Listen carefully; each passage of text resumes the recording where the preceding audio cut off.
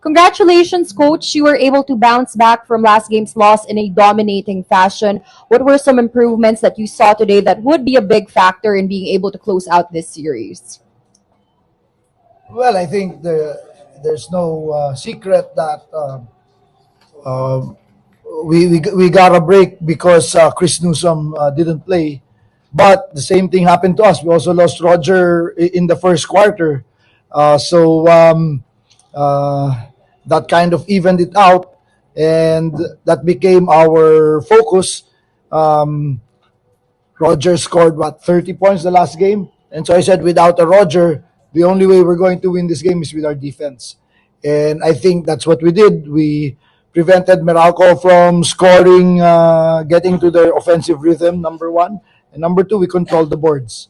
I think we did a great job getting the rebounds, and those were the two main factors that I thought were contributory to the victory tonight.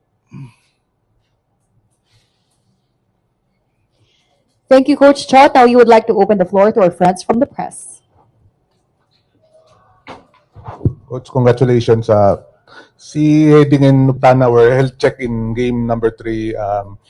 Tonight they were able to contribute, but how big was Poy, especially that big first up, unexpected from him? Yeah, when we reviewed the game, we like I said, the last game they came out with a great defensive game plan, and so we saw more clearly what they were doing, and we made the adjustment, and that's what series are, right? It's the ability to make adjustments, and the reason why Calvin and Jordan weren't getting their touches was because they did a great job denying. But when they do that, then it opens up the inside, and that's why Poy did a great job capitalizing on that.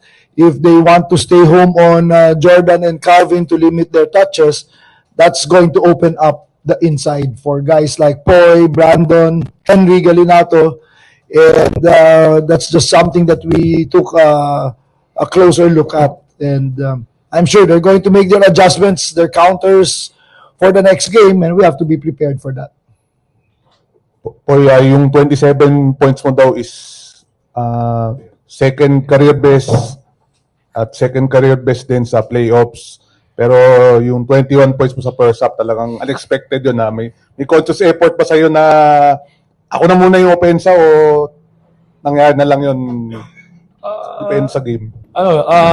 Una-una, nangyari na lang siya. Kasi, yun nga, sabi nga ni Coach, nag-stay sila kila Roger, kila Calvin. So ako, I'm just, trying to be aggressive. And then, luckily, nasa-shoot ko naman yung mga tira ko.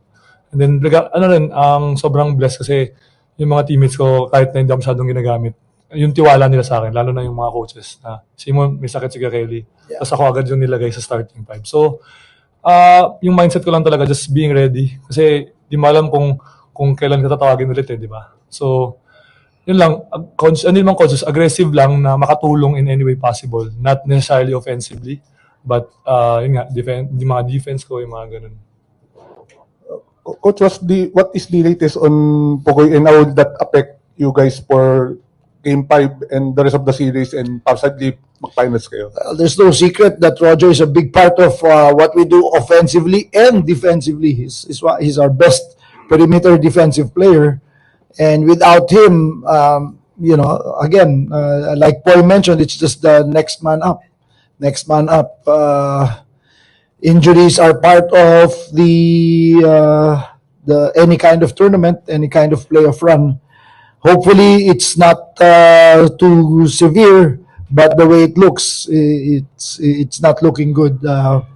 So we just have to continue to figure out ways, make adjustments. But the reason why we made the moves that we made in the off-season was precisely for situations like this, because alam na namin from the past that these things can really happen. So it's just incumbent on the others to fill that void. Coach, good evening. Coach, update din kay Reynam Batak, parang 3 minutes lang yata siya naglaro. Yeah, same. If you remember the last game na tapilok siya, di ba? So,